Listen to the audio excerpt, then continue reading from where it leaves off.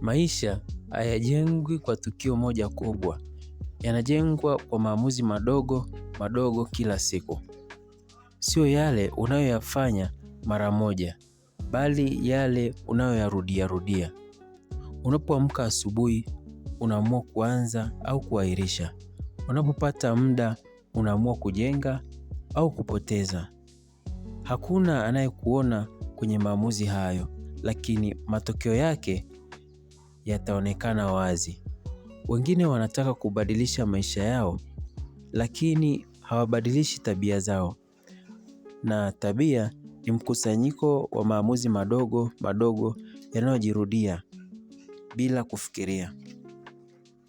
Ukweli ni huu, kesho yako haitokani na ndoto zako, inatokana na maamuzi yako ya leo. Hata hatua ndogo ikifanywa kila siku hujenga kitu kikubwa. Uzuri ni Afrika ni kuchagua kwa makusudi kila siku, hata pale hakuna anayekuona.